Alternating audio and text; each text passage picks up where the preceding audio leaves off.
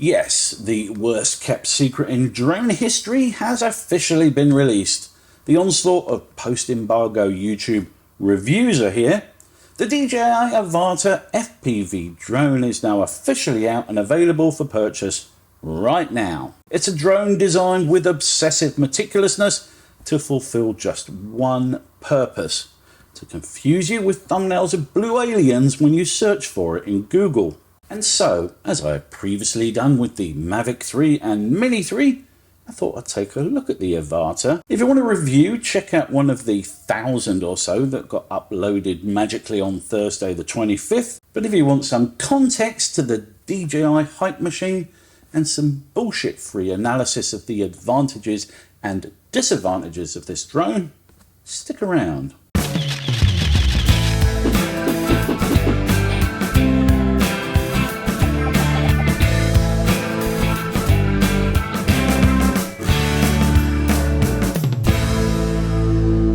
So let's get the most obvious thing out of the way immediately. This is clearly one of DJI's mini drones, as the Mini 3 Pro is to the Mavic 3 Cine, so the Avata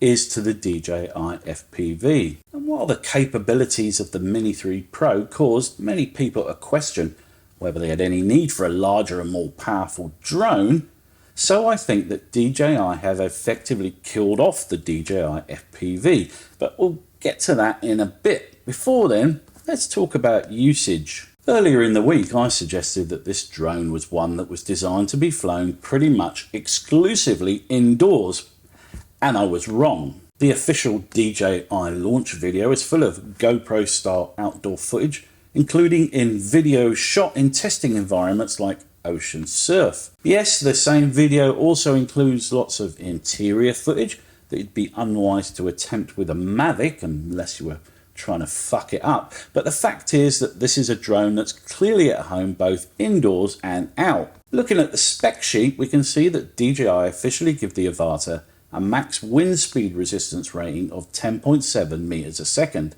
which is identical to the Mini 3 Pro.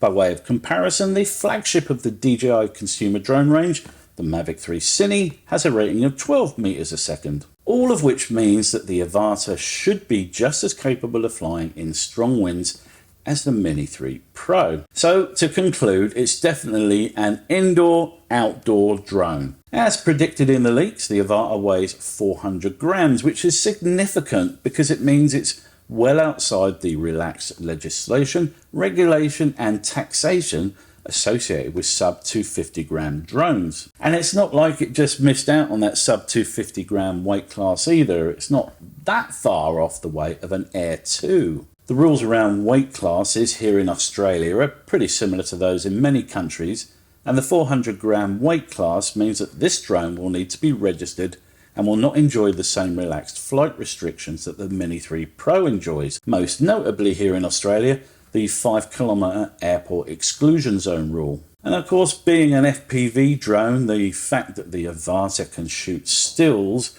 is utterly irrelevant because this is a video drone to its very core. It has a fixed f2.8 aperture 12.7mm equivalent lens with a massive 155 degree field of view. By way of comparison, the FPV has a 150 degree field of view and the Mini 3 Pro has an 81.1 degree field of view. All of which emphasises just how much DJI wanted to fit into the frame and puts the Avata squarely in the ultra-wide angle class of camera lenses. And given that this is a drone that's focused purely on video, I'm a bit confused about some of the choices that DJI have made in the release firmware. Firstly, it shoots at 150 megabytes a second, which is awesome, but it only shoots an MP4 video, which is not. It does not include a proper log video profile either, just the D-Cine-like profile, which is okay in a pinch, but a neutral D-Log profile would have been better. And while we're on the subject of video, I'd like to talk about the quality of the video that this drone produces. As the YouTube algorithm vomited several hundred Avata videos in my direction the nanosecond the embargo passed, and the chosen golden ones of YouTube got to pitch their criticism-free DJI marketing videos at us, I spent hours poring over the in-drone video and doing some serious pixel peeping. And I have to say, based on what I've seen so far, I am underwhelmed.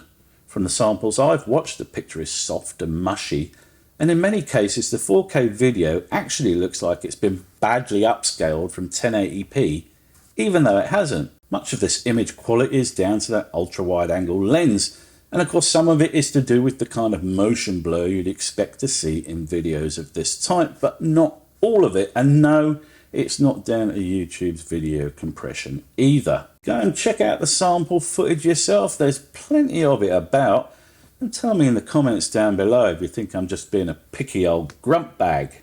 Okay, let's talk about other aspects of the drone, starting with its power banks. Now, in terms of power, the Avata comes with a 2420 milliamp hour battery, which gives you up to 18 minutes of flight time. There's been a bit of discussion about that 18-minute time frame, but actually I don't think it's a problem, because this is an FPV drone. Flying FPV drones, even an FPV drone with training wheels like this one, takes a lot of concentration. And most people find they fade after about 10 minutes of FPV flight time. Secondly, by CityWhoop standards, 18 minutes of flight time is an improvement, since most DIY CityWhoops have enough juice to run for about 5 minutes at best. As with all the recent DJI drones, the Avata has a claimed video transmission range of up to about 10 kilometers, although naturally this depends on which country you're in.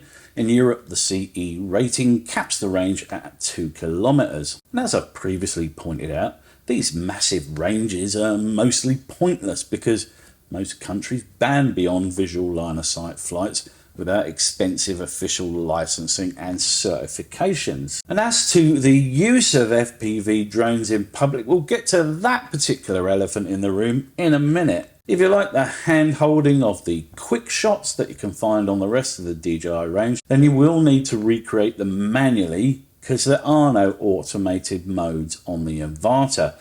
This being an FPV drone, it is above all that hand-holding. It's also worth pointing out that while the drone is enclosed in protective propeller housings, it has no protective vision sensor system, just a couple of downward sensors that are used mainly to automatically land the drone. So I'd sure as shit be getting the DJI Care Refresh package with this one. And before we look at pricing on the Avata, let's talk about possible use case scenarios for the new drone. Since this is a CityWhoop with enclosed propellers, it's the first proper DJI drone that can be used creatively indoors. Having the flexibility to fly both indoors and out is a big deal, and if you're shooting non-cinematic, action-oriented scenes, it makes sense. As to who would find a long-term use for this drone, content creators, event photographers and real estate videographers spring to mind, assuming they can fly it legally. In terms of the wider audience,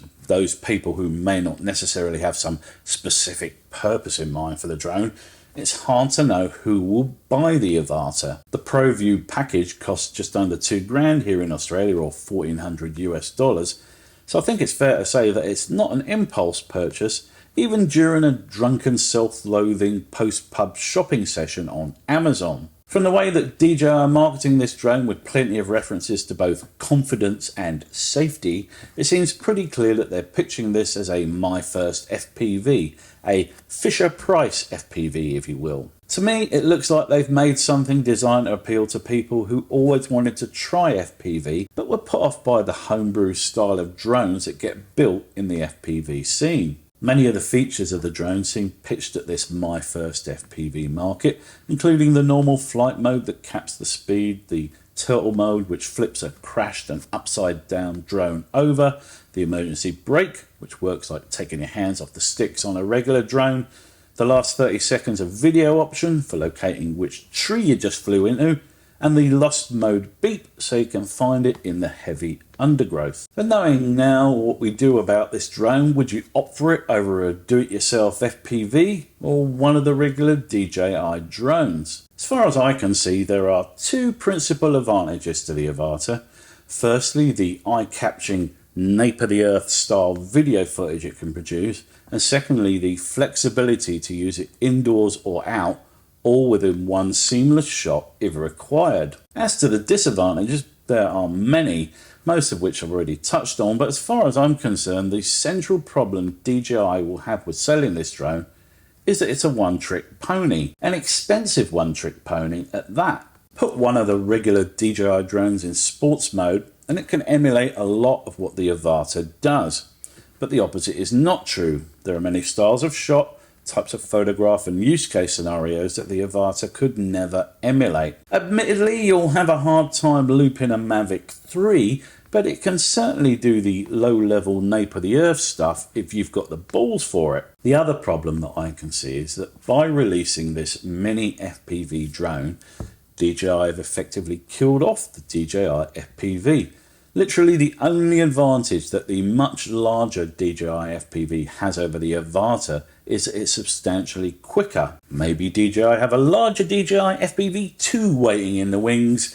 It wouldn't surprise me. Okay, so let's talk pricing, and as with all the recent DJI drones, the Avata is not cheap. The flagship bundle is the Pro View combo, which includes the new slimline goggles and the motion controller. Then there's the Fly Smart combo, which bundles the older style goggles with the drone and the motion controller. Finally, there's the drone only option for people who already own some goggles and a controller. What struck me about these bundles is that DJI are indulging in a spot of price gouging with the extra batteries. With a maximum of 18 minutes of flight time, you'll definitely want a few spares, but to get extra, you have to buy 2 packages.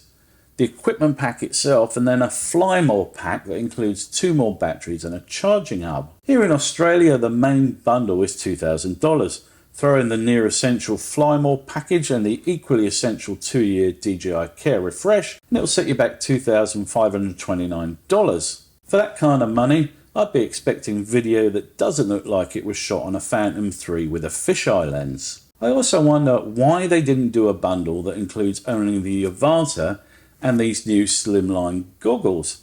I'm prepared to believe that this motion controller is good fun, but let's be honest here, it's a gimmick. I suspect that in most cases that motion controller will gather dust in the old miscellaneous electronic crap drawer long after the initial fun factor has worn off. Forcing it on all purchasers seems like a desperate attempt to popularise an accessory that most people would not willingly purchase separately. Amongst the other peculiarities I've seen mentioned is the frankly bat's ass insane placement of the USB port and the SD card slot. DJI have always made removing and reinserting an SD card into one of their drones an annoying process, but I feel that sticking these ports, which you'll use on most flights after all, inside the arch of the propeller housing to be taking the piss a bit. Can you think of anywhere worse they could have put it? Or maybe that SD card's placement is DJI's subtle admission